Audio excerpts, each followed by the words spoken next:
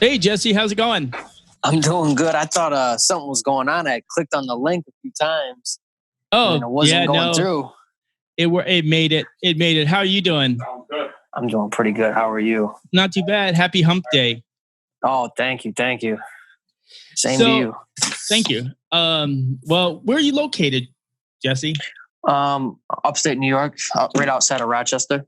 Oh, I'm from New York, Oh, nice. and I grew up on Long Island, and then lived in the city, and then now all of my family lives up the Hudson. So some live in Nyack, some live in Poughkeepsie. Oh, I have a gotcha. brother. I have a brother that lives in Hyde Park, and then I have a brother who lives in Schenectady. Awesome. That's cool. Yes, it's very cool. But I live in Chicago now. I've been here for a while, and Chicago is I call it a borough city. It's about it's about the size of one of New York's boroughs. But I live right on Lake Michigan, so I feel like I'm always on vacation. Nice. Yeah, I'll show you. This is where the studio is. I don't know if I can show you, but looking out the window, that's Lake Michigan out there. Oh, wow. Lake Michigan, when I first moved here, it looks like an ocean, and it has waves. It had like 6 foot waves the other day because of the storm. Jeez, my goodness. I know it's awesome, but it's nice, but it isn't New York. Definitely different. When my brother came out for a visit, he was like, "Oh, what are you doing out here? This is like the country." Yeah. And it took him about a week to get used to, people in the Midwest being so friendly and, stuff like that. Because he's a diehard New Yorker. He lives in the city. And he's like, I'll give you this one story before we begin. We were standing in line and I was talking to this lady. And after she left, he goes, "Do you know her?" I said, "No." And he goes, "Well, why is she talking to you then?" I was like, "Because people are friendly here." That's awesome. Yeah. But anyway, so we have a couple of things in common. And I was telling the producer, Nick, that I said, we have a couple of things in common. So you were in the military, right? Yes, I was in the Army. In the Army? And where were you stationed? Fort Hood, Texas. So I'm a retired Air Force pilot. I flew C-130s for 23 years. I was stationed at Dyess Air Force Base in Abilene, Texas. And then Pope Air Force Base, Fort Bragg, was my second home. Awesome. Wow. So we used to carry the 82nd Airborne out of Fort Bragg and the 101st out of Bennington in Georgia. Cool. But and I read that you were in the Gulf War, and I'm assuming because you look pretty young that you were in the second Gulf War. Yeah, I mean, I was in Iraq War in 2009. Yeah, I was in the first Gulf War in 91, 92, or 90, 91, 92. And I started out I was stationed at Incirlik and Adana, and we were servicing northern Iraq, the Kurds that were stuck on the border up there. And then towards the end, I was in Kuwait. And, when that all ended. But yeah, I was there for a bit. And of course, I've traveled all over the world with my military career, and I enjoy it. Now I'm just a private pilot. That's really cool. A pilot. Wow, that's got to be awesome. It can be. It is. In a couple of years, I'm going to fly a World War II DC-3, if you're familiar with that aircraft. I'm going to fly that around the world. Wow. So, good for you. Yeah, so pretty exciting. So let me start. Why don't you tell our audience a little bit about your story, who you are, how you got to this point. Act like you're just talking to a large audience of people. All right.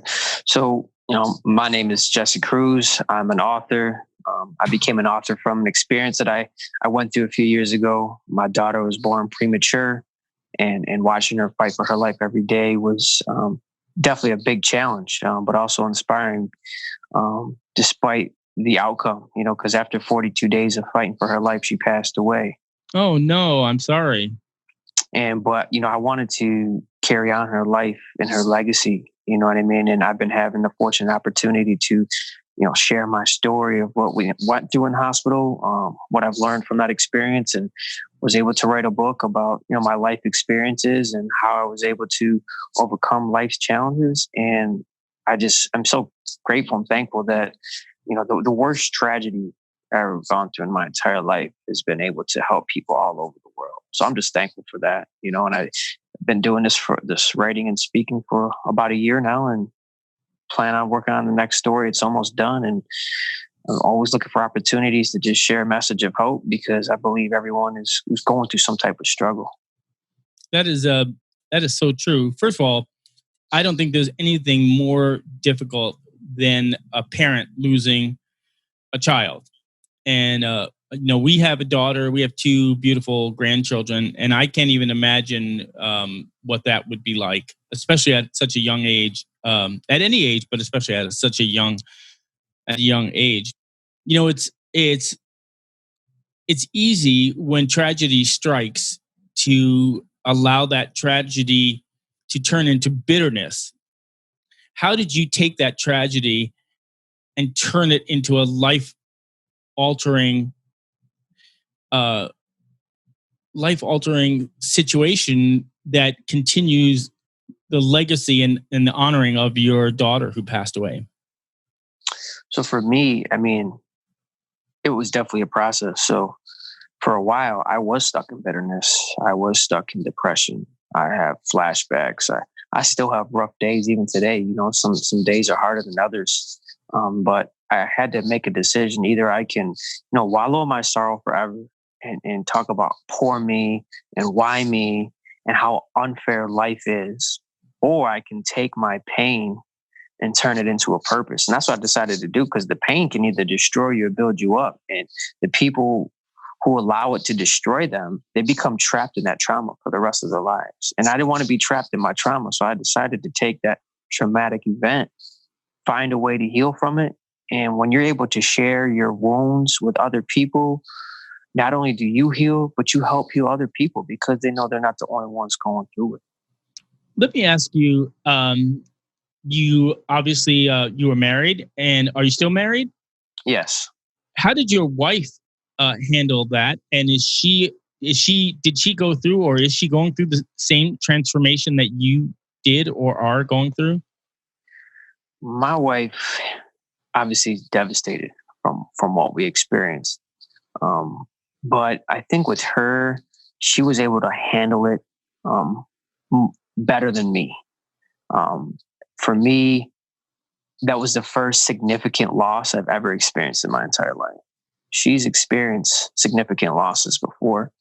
And I think she was a little bit further ahead along in understanding the grieving process and how it worked. And for me, I was completely unprepared. You're never really prepared for a loss like that anyways. But for her, her strength is what inspired me to keep going, because I knew that I had to still be there for her and for our other children.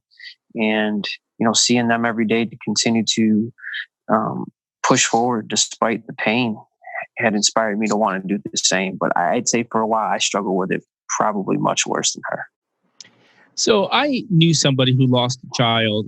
And one of the things, and they were someone of faith, and they said to me they blamed God and they hated him, and they would scream at him all the time. And it went on for a while, like a couple of years at least. And they lost their faith, and they railed against everything. They lost their belief in everything.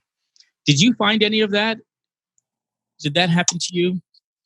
It's so interesting that you say that, because that's exactly what happened to me. So, I'm a person of faith. And when this happened to me, I didn't know what to think or feel about my concept and belief of God, and I actually was talking to a family friend who is a pastor, and he was, being there for me and giving me wisdom and counsel. And he actually told me to be mad at God. Mm-hmm. And when he said that, I was like, what are you talking about? Like, how can I be mad at God and yell and scream at him and be angry at him? I said, to me, that I don't think that's right. And then so I said, explain to me what you mean.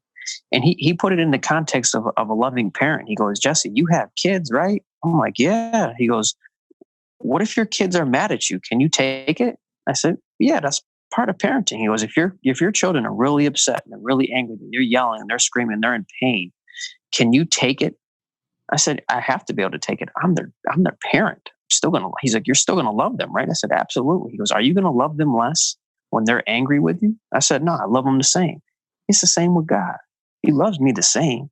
He understands that I have pain. He doesn't expect me to be perfect. He expects me to be human. Mm-hmm. Well, we're all fallible, right? If I am also a person of faith, which is the reason why I feel comfortable talking about this. And my friend was someone that was very close to me, and vicariously, I went through something similar where I was like, okay, this is going in the face of everything that I believe, because you're afraid to make God mad. Like you go through a point in your life, or I did in my faith, where I was like, I don't want to rock the boat. I have to be perfect, and I never want to tell him what I really feel, because I just want him to think that everything is okay with me, right? And then I could go to church and I could do whatever I wanted to do.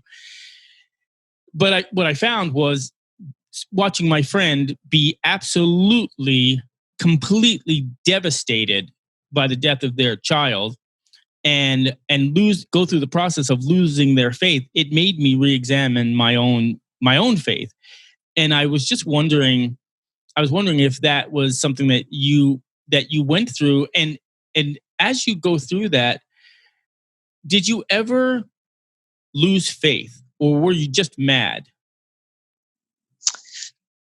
I'd say for me, there was a lot of anger, and even to this day, there's this unanswered question that still lingers in my spirit that I can't put my finger on. I don't have the answer, but I think that's what faith's all about. I think people want a perfect explanation.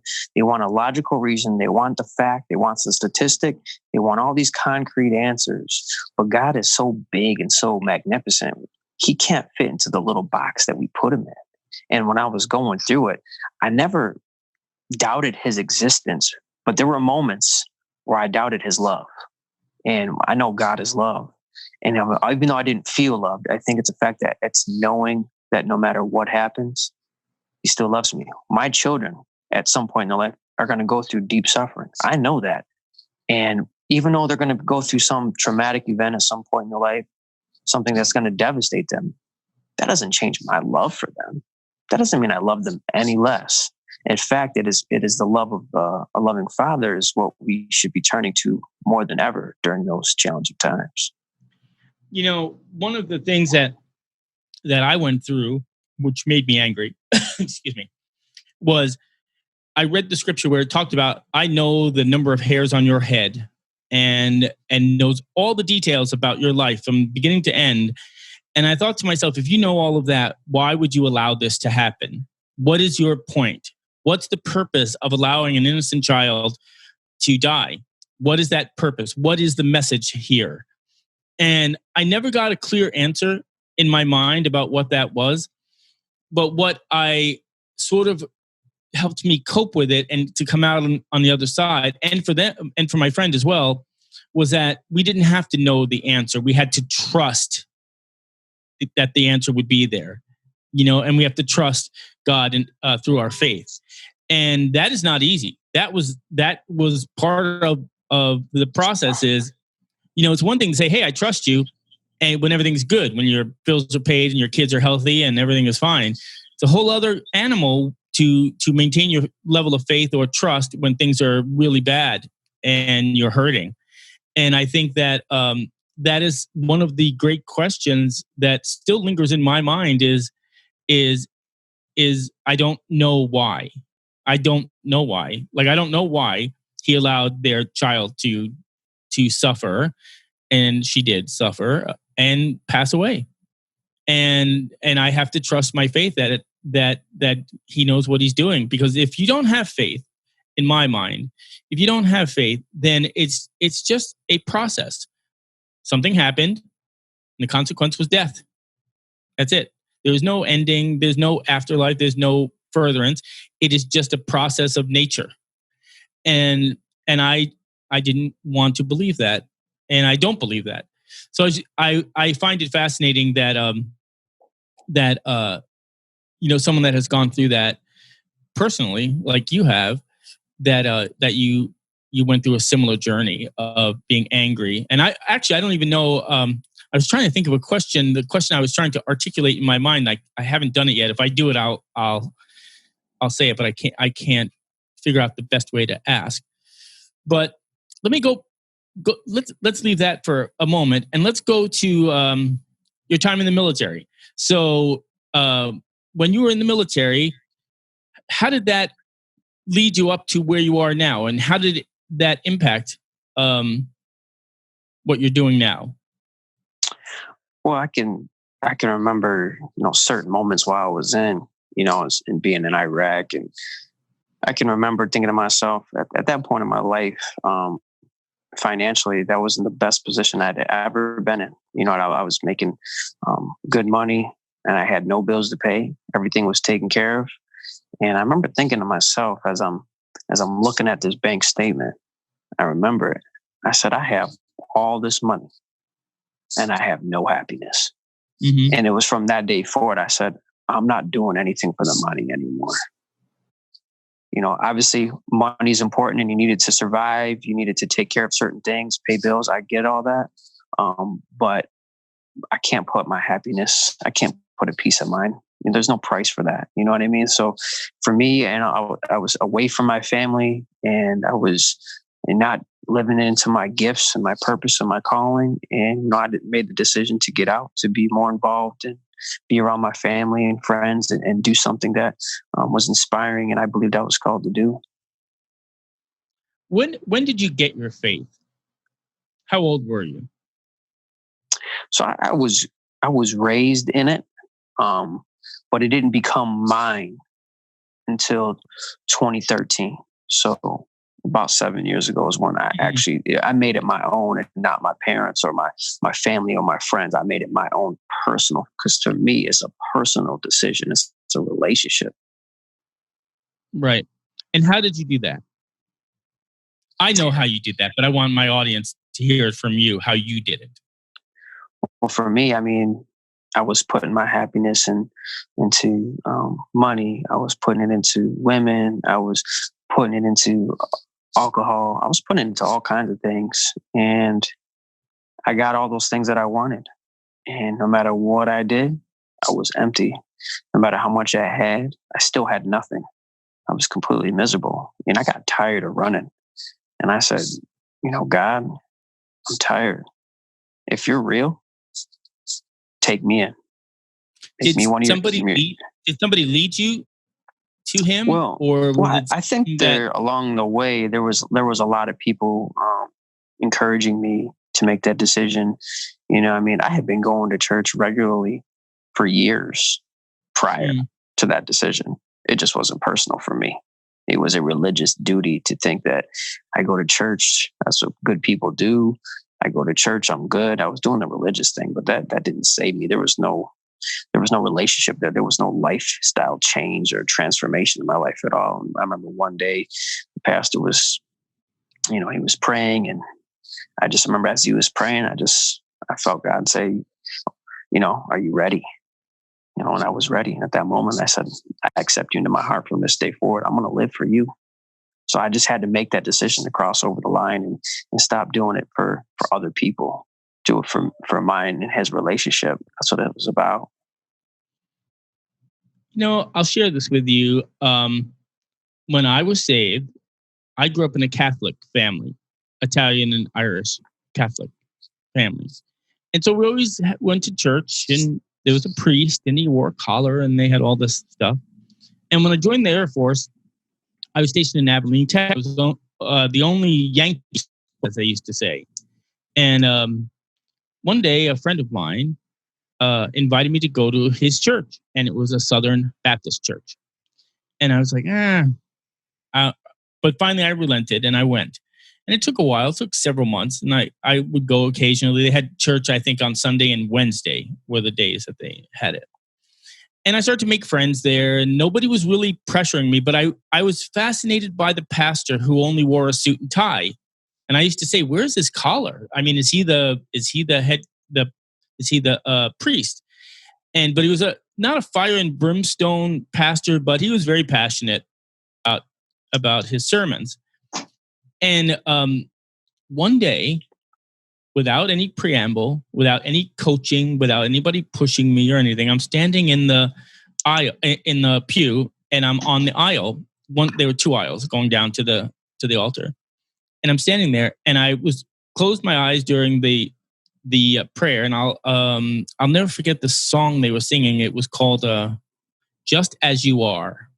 Have you ever heard it? I believe so. That sounds familiar. Yeah.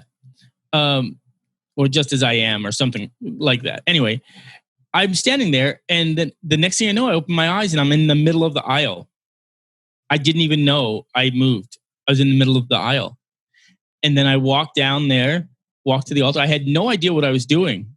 I had seen people doing it, but I was like, I don't know what I'm doing. I went down there, I knelt at the altar, and the Holy Spirit just washed over me. And I knew then, and the pastor said, quoted John 3:16 and asked me if I would be willing to accept Christ as my personal savior. And I said yes. And there was a physical change in my demeanor after that. There was a physical change in my stress level and the way I looked at the world and all of that. And I know for people that don't have faith, they make fun of it or they make light of it. And I've had many people do that. But for me, it was a transformational experience. And I knew from that moment on that whatever journey I took in my life, it was going to be rooted in that. And I didn't stay with the church, with that Baptist church, but wherever I've traveled all over the world in my military career and everything else, for the first time, I never felt, I don't know if you felt this way, but I never felt alone. Like I always felt like I never felt alone. I always felt like God was there. And I would be mad at him. And I went through the same thing. I was like, I'd be mad because things didn't work out, or I'd be mad about, this or that or what have you. And I would vent that and vocalize that in just regular conversation. And then I would always ask for forgiveness. And I'd always end the prayer by saying, I hope you have a sense of humor because I was being unreasonable or crazy or something.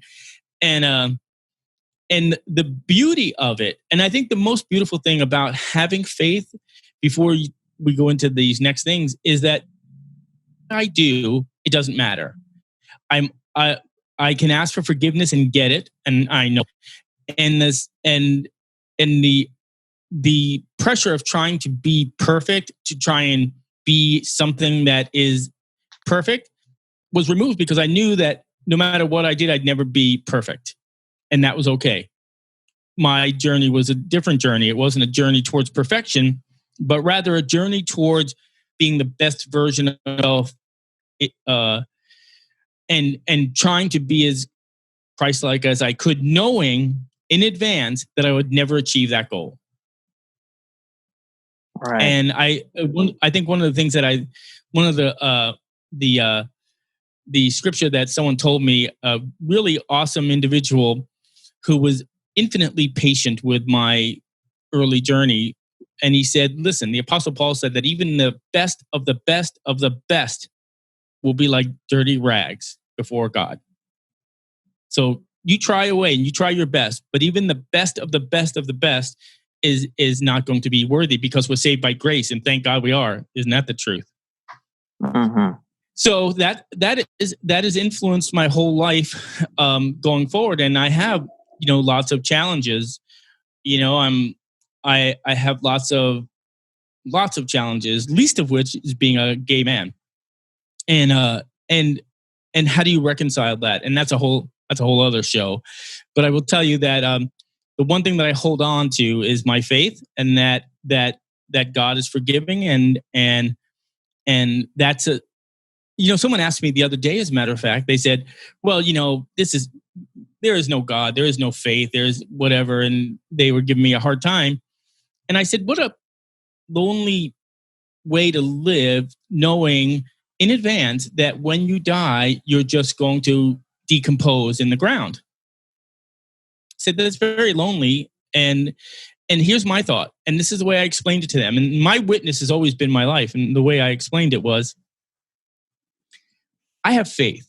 And I have faith that when I die, I'm going to go to a better place because of my faith. And that's what I believe.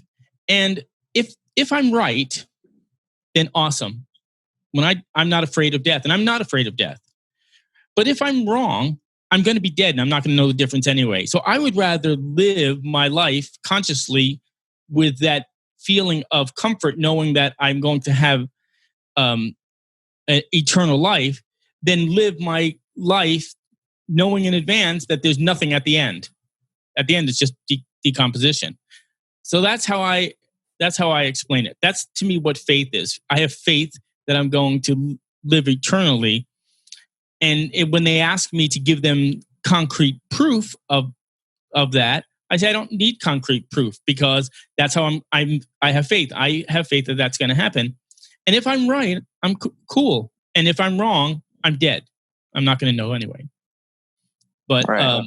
And that's kind of how I sort of reconcile that. Now, listen, I took a look at your book, and I want to talk about the 8 F's, right? And I thought that was fascinating how you said that you started writing, and you identified a pattern. So explain that a little bit, and explain what the 8 F's are. So as I began the writing process, I didn't know what I was going to write about. I just knew that I needed to write something, because I had so many emotions going on in my spirit, and I just said I need to get it on paper. And so I just started writing, and I noticed when I was writing about my feelings and my fears, ideas, and things like that, I noticed that there was a theme, and all the topics pointed to words that started with the same letter, and that's how the 8 F's kind of became about, was through the theme of, man, all these areas of my life are extremely important, and they all start with the same letter. So that's how it originated.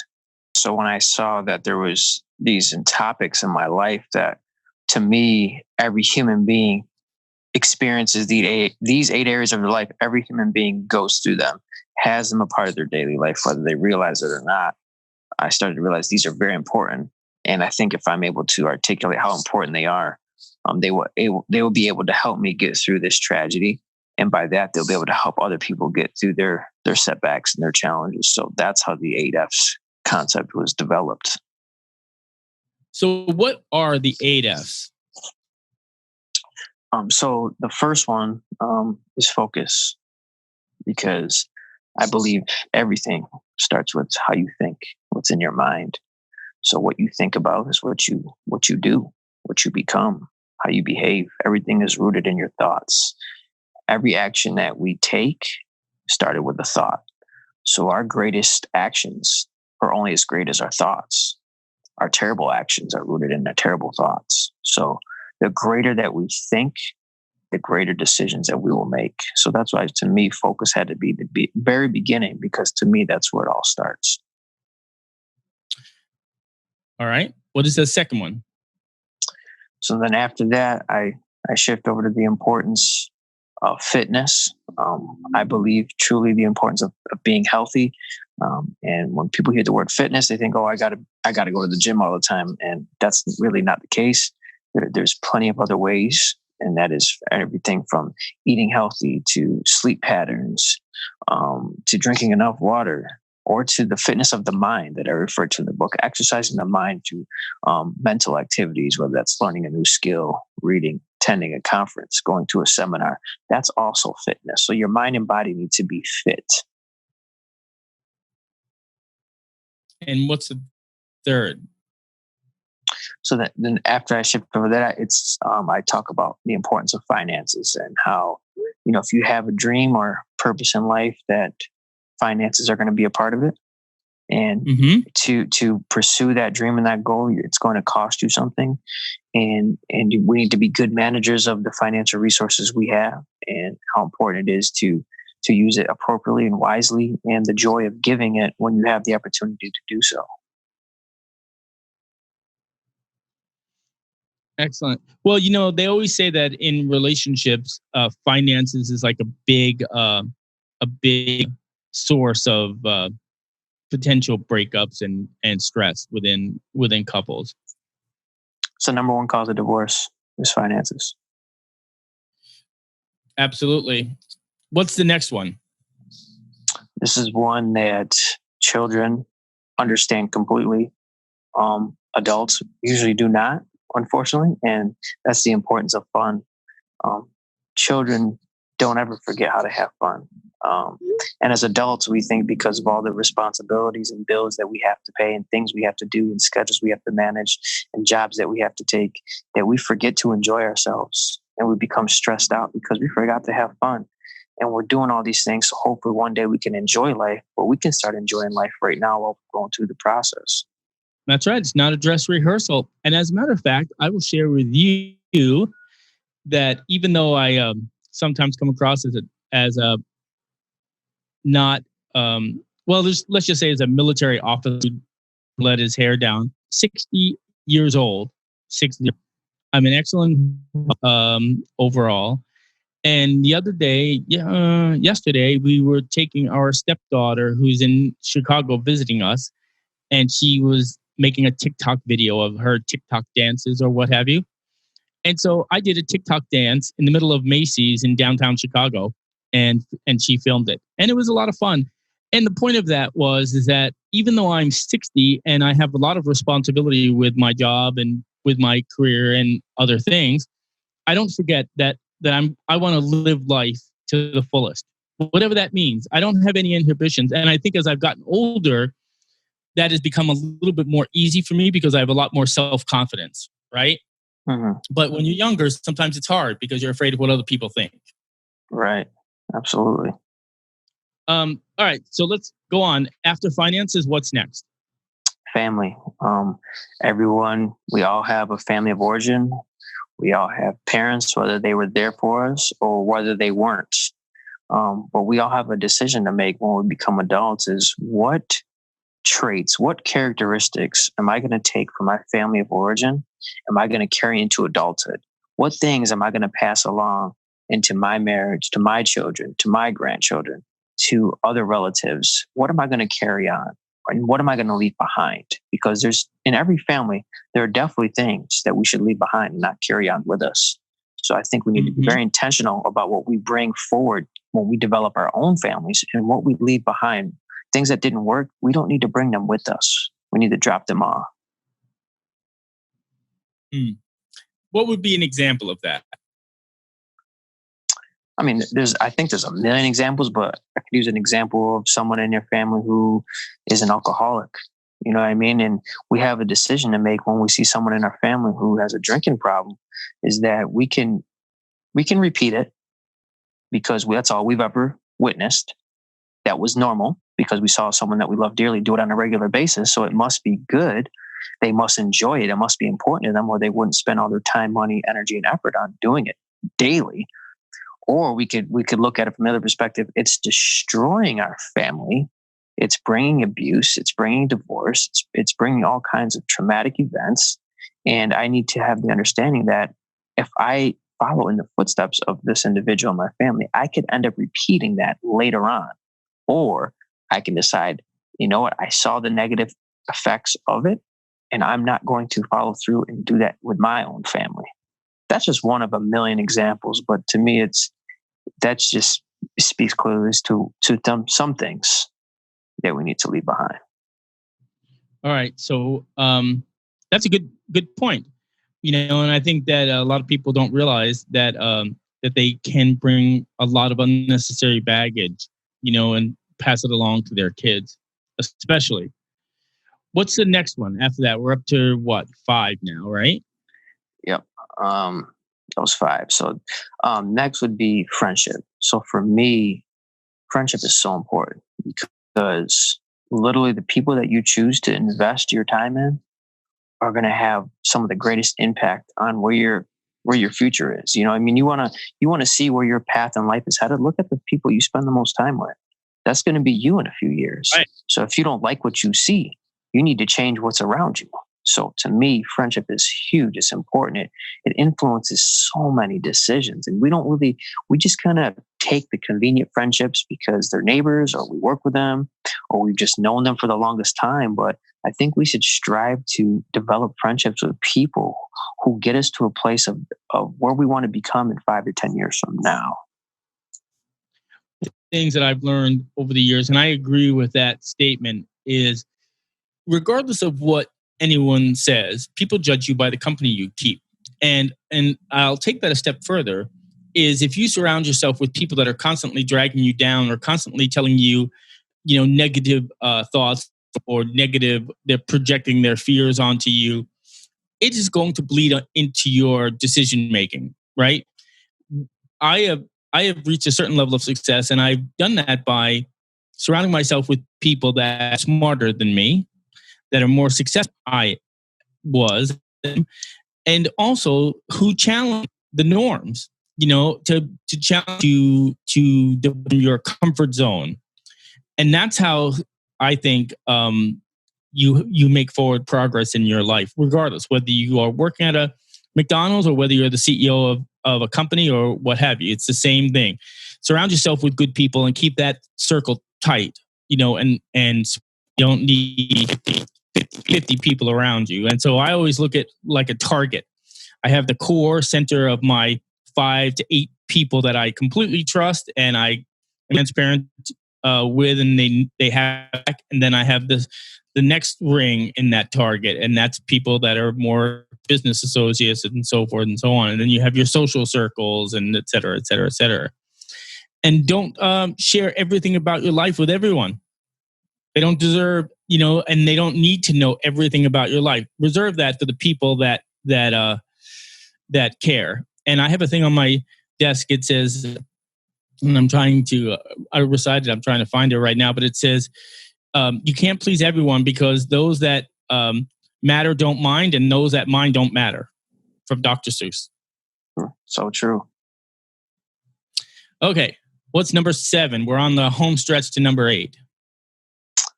That would be forgiveness. That's a tough one. It's the most challenging because every person has had some injustice done to them.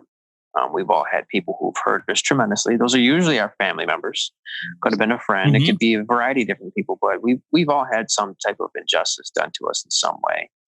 And on the flip side of that, we've all done an injustice to somebody else, whether we realize it or not. And I make reference in the book that talks about, when it comes to forgiveness, when it comes to people doing wrong, like when it comes to somebody else that did something wrong, we are a judge. We like to judge their sin. We like to judge their wrong. Mm-hmm. We like to judge their offenses and their shortcomings. So when it comes to other people's wrongs, we play the role of judge. When it comes to when we do something wrong and we need to be held accountable, now we will become an attorney. So when we're wrong, we have a justifiable reason as to why we did it. There's always a reason why we did something wrong. And there's never a reason why someone else did it. They did it wrong because there's something wrong with their character. We did it wrong because in that situation we had to do it. And to me, it's unfortunate. And when you don't forgive, you become trapped. You become trapped in the offense for life if you don't forgive. And there's been weeks and months and years that I've carried and this bitterness around with me. And part of forgiving, if you look in the word forgive, has the word give.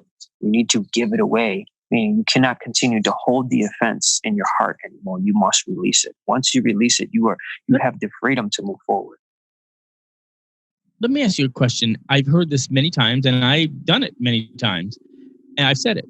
What do you think about the phrase "I forgive, but I don't forget"? I've heard that question before. It's a tough one, isn't it? Because it is tough. Because we expect God to forgive us regardless, and He says He forgets it and throws it as far as the east is from the west. But I at times in the human self say, "Oh, I forgive you, but I won't forget what you did." So I would say like this. So I think the perfect definition is what God does. And I believe that God forgives and He forgets. I believe humans forgive, but they struggle to forget. Yeah. And so to true. me, if you say you forgive someone, right? Hopefully you can forget about it. But for some reason, if you can't forget about it, and this person did something wrong to you, and when you think about that memory of what they did to you, that you don't treat them differently. You don't feel the same way you used to. That's how you know you're forgiven. That person lied to you, and you think of that time that they lied to you. If you're still getting mad about it, you haven't completely forgiven. But if you think about the time that they lied to you, and you're like, you know what, it's no big deal, then you're moving in the right direction. Let me ask you, this is going to be a tough question, and it's a tough couple of ones, and this is something I'm asking you because I did this myself and I don't have the answer. So maybe you'll give me some insight that I did not have before. Let's say somebody you trusted, right? You trusted, betrayed you, and it was a willful betrayal. You know, it wasn't an accidental betrayal. See, I have much time forgiving someone that makes a mistake, and as a result of that mistake, I got hurt, right? Or something happened.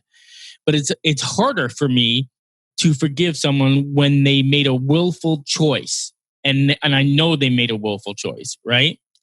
So on a betrayal, I don't want to have a heart, so I say, okay, I'm going to forgive you for what, even though they may not see it the same way, I see it a way, and I forgive them for the way I perceive it.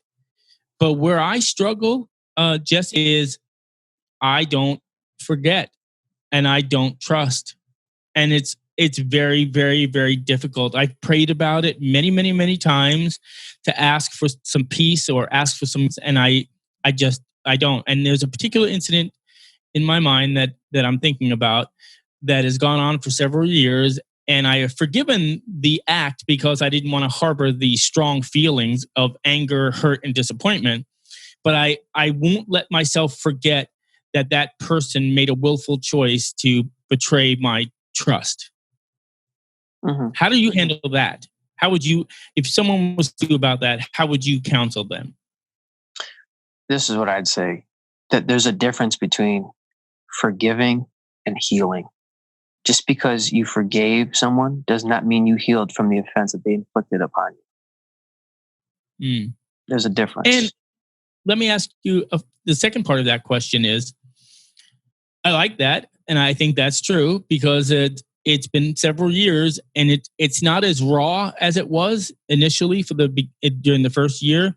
But when it gets messed with, like when it gets dug up and we start talking about it, then it's like ripping open that wound, and it feels just like the day. But the one thing that I struggle with is we all live in a world, we all live and we do things, and there are consequences. There are consequences to our actions. So I use the example, when I was a kid, I did something and I thought I was really smart, and I went to my mom and I said, I'm so sorry, and this or that or whatever. And I was grounded, and I went over and I was apologizing, and you know, as typical Sicilian mother, she's like, "Oh, I accept your apology. I love you to death." And then I went to go outside, like I was going to go out and play, and she goes, "Oh no, you're still grounded. So go to your room." And I was like, "But you accepted my apology." And she goes, "I accepted your apology, but you're still grounded. There are consequences, and those don't go away. I still love you, and I love you and all that, but no, you're grounded." And I remember going to my room and thinking, that is so unfair. That didn't work the way I had thought it was going to work. So as an adult, when I look at it, this particular incident, I look at this and I say, okay, I forgive you. I don't harbor any ill will. I'm not angry anymore. I haven't healed from it, but now I don't trust you. That's the consequence. And there's nothing wrong with that. And that's the thing, is what I'm saying is when you say I forgive, but I don't forget, it's not really like you're forgiving someone and you're not forgetting, like you're still angry or holding them accountable. I think for me, what I learned is what the meaning of forgiving and not forgetting is that I haven't healed from it. And the consequences of that is that there's no longer any trust. Can it be healed? Yes, everything can be healed, but it may take some time. And that's where I think that we're different from God, because God, if you ask for forgiveness, you get it. That's what our faith teaches us. You get it. If you are asking for forgiveness and repenting, and you're honestly doing that, then you can have faith that you're going to be forgiven. But I think as humans, we have a really hard time with that. And I struggle with that. And I continue to struggle with that. So I was curious what your thoughts were. But I'm going to use that judge and attorney analogy you used, because I thought that was brilliant about when you do something wrong, you're an attorney. When someone else does something wrong to you, you're a judge. Two completely pretty much every single time everyone does it. Right. And I thought that was brilliant. I hadn't heard that before, but that makes perfect sense. And even just recently, somebody was asking me about something that happened, and I was going on and on and on. And now that when you said that, I just replayed that in my mind, and I was like, wow, I was a total attorney. I was a total attorney. In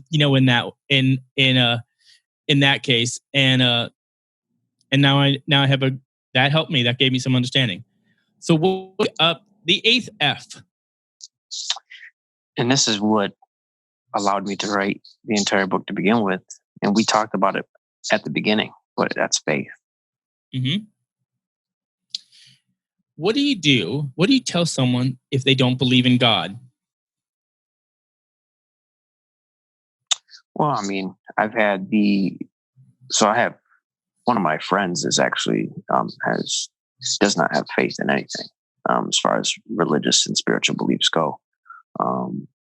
And the best thing I can do for someone who has made up their mind that no matter what, they're not going to believe is you just love them.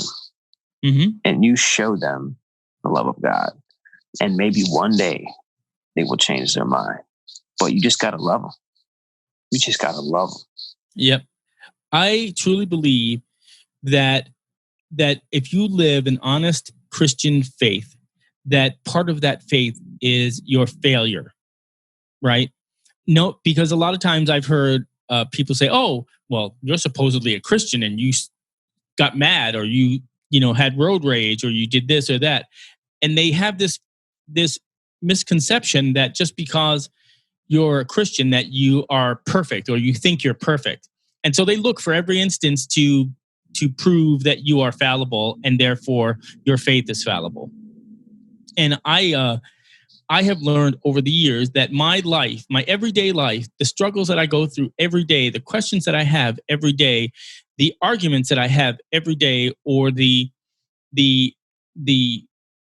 trials and tribulations of my faith and my life and everything, every single day, that is my witness.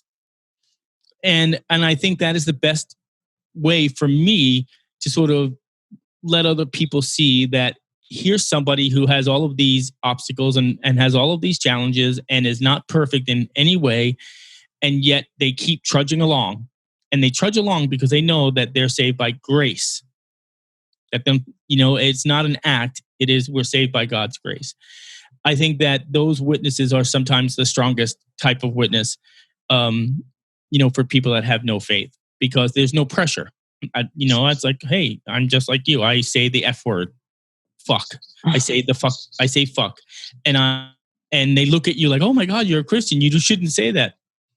I'm human, or I get mad when I'm driving in Chicago, like any other normal human being would have road rage if you've ever driven in Chicago or even in the city. Although now you could drive in New York City because there's nobody there. Nobody's on the roads. My brother sent me a picture of Manhattan, and there was like no traffic, no cabs or anything hardly. Very weird. And then I want to ask you, we've already gone through an hour, and it seems like it just flew by. But one thing that you said that I thought was really interesting and cool was it says, your life and your death are the two extremes on your lifespan, but in between the life and death is a dash, and you live your dash.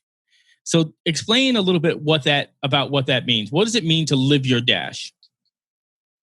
Well, everyone has a purpose for this life. Everyone has a date they're born and a date they expire. And that time in the middle, what you do with that time that you've been given is your mission in life. It's your purpose. It's your plan. And everyone is different. Everyone's unique. So we cannot compare one dash to another dash. We need to run our own race. And this race is a marathon.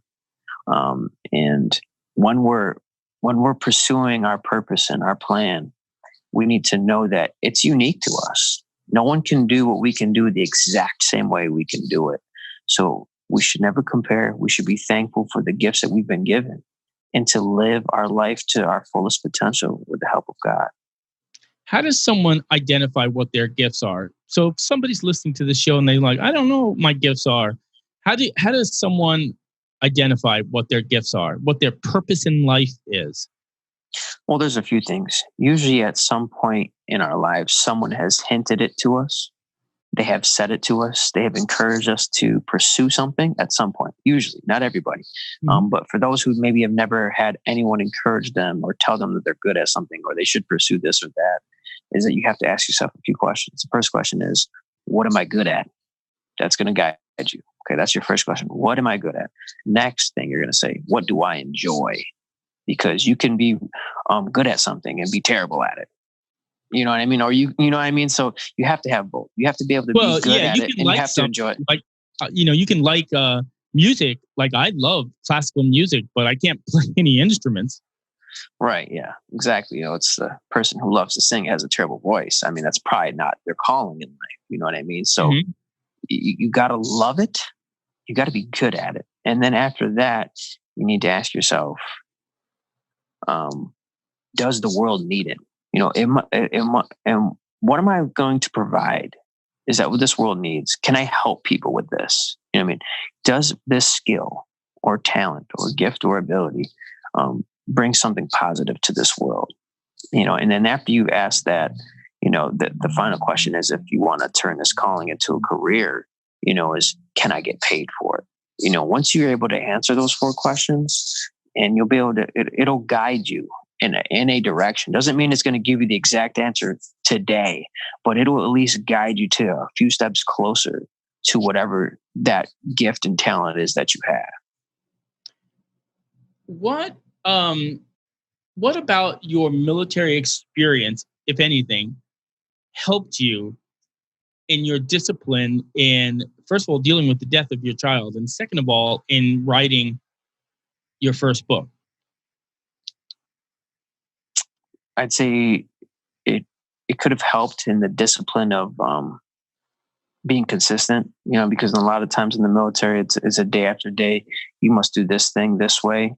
And for me, that's what I did with the writing. I'm going to start at this time. I'm going to end at this time. And so it was a day in, day out skill. It was a habit that I was developing. So it was just a habit of repetition. The people who are great at anything, anyone that you admire for a specific talent and gift that they have, chances are they did it repetitively until they mastered it. I think I know that to be true. I know it to be true in my life and other professional people that I know of. They establish a habit, and once they had that habit, then they just kept layering on top of that. So, what was the process of writing a book like this? Did you journal and then just pull it all together, or did you just sit down one day and say, I'm just going to write a book? So I would start at a specific time and I would write minimum until I filled up a page. So I actually hand wrote it, pencil to paper. That's how I did it every single day until I completed a notebook. I said, when I complete this notebook, then I'll type it up and I'll turn it into an actual book and format it and outline it the way it should be done. But for now, I'm just going to write with all my emotions inside me because I need to let them out, and I'll organize it later. You didn't worry about like grammar or anything. You just no, wrote not at all, not even a little bit, because I had so much going on inside of me. I just needed somewhere to put it. So I believe everyone has a story inside of them from something they experienced that the world needs to hear. Everyone has some story that should be shared with the world. And for mine was going through what I went through and prior experiences and things like that. So I was like, I'm just going to write until I can't write no more. That's what I did. Excellent. What is do you miss the military, being in the military at all ever? I miss some of my brothers in there. You know what I mean? That these guys they're just great guys to be around, and they're awesome. I miss them. You know what I mean? I don't really get to see them. They're all over the country, all over the world. So I don't really get to see them too often. So I miss some of the people in it for sure. That's one thing. People always ask me, do I miss being in the military? And I said, you know what I miss? I miss the continuity, the familiarization of things being done a certain way. Like there was a chain of command that you follow. And then I miss the people that I flew with, and whether they were, other pilots or navigators or flight engineers or load masters, in my case, on the C-130. You develop relationships with people. And when you go through things where your life is threatened, and you go through that experience together, there's sort of like this weird bond that happens that, you're not going to have that with everyone that you meet. And so I think that it lasts forever and ever. I miss the being part of a bigger thing, when you're an entrepreneur, like I am, like I assume you are, is you're doing your own thing. And so you don't have that camaraderie all the time. And so sometimes I miss it, but I'm glad that I went through the experience. I'm better for going through the experience. I'm glad I made the choice when I was very young to join the Air Force right out of high school. And it was very good to me. And I got to do everything that I dreamed about doing. But we just had a conversation the other day with my husband, and we were talking about how I speak. And one of the things he says is that you speak in such a commanding way. And so for civilians, it took me several years, actually, after I retired, to sort of get used to changing the way I speak to civilians. Because in the military, it's a little bit different. If you're the PIC, the pilot in command of the plane, you're an officer, you give orders, and you say it in a nice way, but really, you had total control over your environment. When you're in the civilian world, it's a lot different. You have to be a lot lot softer, a lot more encouraging, and so forth. And so, I miss the comfort of being in an environment where who I am and how I grew up is the norm and not the abnorm, if you will. All right. Yeah. But I will tell you that my time in the military taught me discipline, self-reliance, leadership, and that has served me well in all of my businesses and in all of my public speaking engagements as well. So I was just curious if it had the same effect on you. So let me ask you this. You do some public speaking, right? Yeah. So, my primary focus is things with the book, but, I'm definitely seeking opportunities to get out and to speak at more venues and larger audiences for sure. It's something I enjoy doing. Excellent. I read somewhere that you're like a youth pastor or you're part of a mentorship program. Tell me a little bit about that. Oh, so I work at an organization called the Youth Advocate Program. So I've been there for 9 years. And what do they do? So it's a mentoring program, kind of like what you described, in trying to work with kids to set them up for success in the future. For kids who may have been misguided and been in the system, where our goal and objective is to turn their lives around, help them get the education that they need, help them with employment if needed, get them the financial resources for their family, and have someone that they can turn to as a trusted role model in their life that can have their back in all situations and circumstances. What motivates you? What is your passion? Why do you? I was a big brother for a while, and one of the things that I wanted to do as a big brother was to sort of act as a stabilizing force in an otherwise unstable environment for these kids, and hopefully maybe change the trajectory of where they were heading as a result. Do you have that same passion with the kids that you mentor in this program? Is that your motivation, is trying to reach young people when they're young enough to still be malleable towards a more positive future, especially if they're in an environment that would tend to have them with a negative pathway? I want to provide them with an experience to know that they have someone that they can trust. That's so important to me, because if I don't got the trust, it's not going to work. So for me, it's like the highest priority. Someone that they can trust is something I focus on with them on a regular basis, because we all need to have that comfort to know we have someone who's there for us. Trust is such a big and an important thing, because you're right. If they don't trust you, then into what you're saying, they don't let you inside. Here's a question. What does it feel like when you have gained someone's trust and you see the actual fruits of your impact on their life? You can actually see the tangible results of that. How does that make you feel? It's one of the greatest feelings ever. I mean, when you get to actually see the fruit of the labor, it's an amazing thing to see. I agree with you. I think there was nothing more satisfying than, seeing someone actually put into action what you've been trying to teach them, or show them, or mentor them through, and then it sticks. And Right. I don't think there's anything more satisfying than that.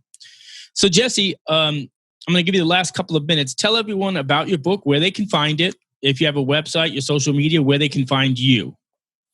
So for anyone interested in the book, Live Your Dash, Discovering the 8 F's to Freedom, you can find it on Amazon.com, BarnesandNoble.com, PennantPublications.com, or you can contact me directly on social media, Jesse Cruz, on my business page, Jesse A. Cruz. You can contact me on Instagram, author Jesse Cruz. Those are the best ways to get in contact with me. Or if you want to email, my email is authorjessecruz@gmail.com. Excellent. I hope that I will have had by having you on the show that a larger audience has now gotten to get to know you like I have. And I'm going to encourage all of our listeners to check out the website, social media, read his book, chat with him, engage with him. He's a wonderful human being. And I think that some of the things that I've learned just from my conversation with him today, I'm going to use in my own life and see if maybe I can have a breakthrough regarding forgiveness, which is something that we talked about earlier. So Jesse, thank you so much for being on the show. If there's anything we can do to help you, don't hesitate to reach out to us. We'll share all of your contact information, your social media, your website, and everything about you on our website and in the description of the show when it gets posted. So I hope you have a wonderful day, and thanks again for being a part of the show. Thank you so much for your time. I appreciate you. You're welcome. Take care now. Bye-bye.